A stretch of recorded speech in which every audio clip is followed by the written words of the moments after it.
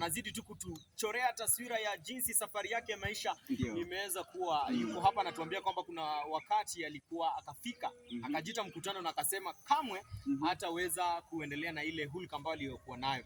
Umetueleza kwamba uliweza kubadilisha na ukajiunga na dini, ama ulikuwa unaenda kanisani? Nilikuwa naenda. So nikuulize, unaoneleaje? Je, hii safari vijana wanachukuliaje safari ya kidini?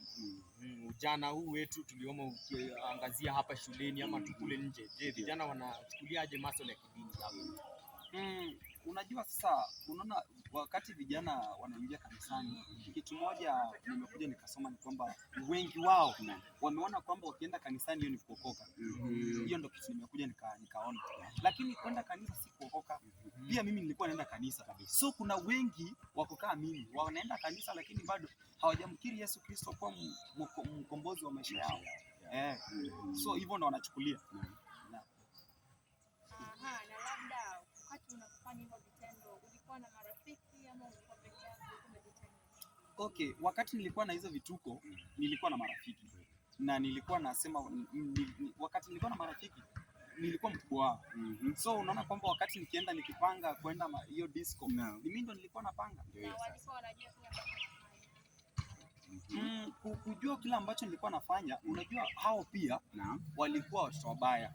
So kwa sababu ya mimi ile kuorganize, nilikuwa najua sana kuorganize. Ndio maana mpaka sasa hivi most of the churches unakuwa mratibu. Nikifika mpale lazima nikuwe mratibu. So hiyo wakati nilikuwa hivyo na nilikuwa najua sana kuweka mipangilio sana kama hiyo. So nilikuwa na marafiki.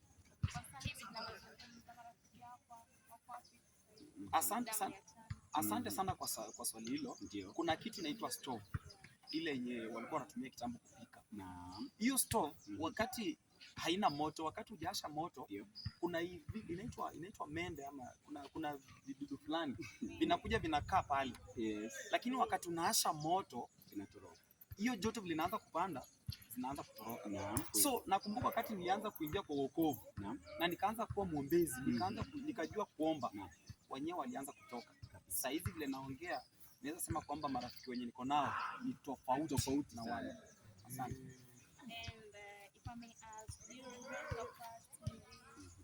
You regret? Okay, asante kwa hilo swali. Siwezi sema kwamba I can regret the past kwa sababu Biblia iliniambia kwamba siku moja nilikuwa nasoma verse na ikaniambia ukimjua Yesu anakufanya kiumbe kipya kabisa. Unapata? Na yale ya kale yanapita na kuwa kiumbe kipya. Kuna kitabu moja napenda sana, Colossians chapter number 3 verse 7. Inasema sahau yale ambayo ulikuwa unayatenda kwa sababu saizi wewe ni mtu mwingine. So nilisahau na siwezi regret. Kwa sababu nikiregret najua kwamba shetani atapitia hiyo njia fulani kunimaliza tena. Na mtazamaji, tunazidi tu kuzungumza na mgeni wetu hii leo ambaye ameweza kututembelea tu kukupa tu jinsi maisha yake yalivyokuwa na jinsi maisha yake yalivyo kwa sasa. Mtazamaji, tunaendelea tu na mahojiano yetu. Je, kuna yule kijana ambaye anakutazama na labda anapitia changamoto zaidi katika maisha yake, changamoto ambazo ulipitia mwanzo. Yeye labda ni mraibu wa dawa za kulevya, anataka kusikia kutoka kwako. Je, unamweleza vipi swali? Okay, asante sana kwa hilo swali. Kijana mwenzangu, pengine unataka kutoka kwa hizo changamoto ambazo uko nazo. Kitu cha kwanza naanza na ulevi. Jiite mkutano, kuja na ukae na ujiite mkutano. Kaa tu peke yako kwanza na ujiulize swali, ni nini ninafanya? Na kila ambacho ninafanya, kama maybe tuseme kwamba ni ulevi, wakati naenda kunywa pombe, vile unaangalia wale, unajua tuko na wale watu tofauti. Kuna wale walevi huko nje na mtu mwenye kama mimi mwenye sikunywi pombe. Tuko tofauti sana. So angalia maisha yao na pia ujiangalie vile utakuwa. Piga hiyo picha. Tafadhali, kama unataka kutoka mahali pale, kuja ukae chini ujiite mkutano na uanze kuwaza hizo consequences zenye ziko mbele. Kisha baada ya hapo ukuje ufanye nini? Uanze kukaa mbali na, kama ni ulevi, kaa mbali na hiyo pombe. Wakati unakaa mbali na hiyo pombe, anza kuzoea, enda kanisa. By the way, kanisa inasaidia sana. Enda kanisa na ujifungie kanisa. Kila wakati chukua time yako nyingi ukae kanisani. Kila ambacho mimi nilifanya ni kwamba asubuhi mpaka saa 6 nilikuwa hizo shughuli za nyumbani, kazi ya nyumbani. Baada ya kumaliza kazi ya nyumbani, natoka pale naenda kanisani. Nilikuwa mchezaji mpira, lakini niliacha kwa sababu ya kuavoid ile ulevi na hiyo kusumbua. So nikaanza wakati namaliza shughuli kidogo kidogo naenda kanisa.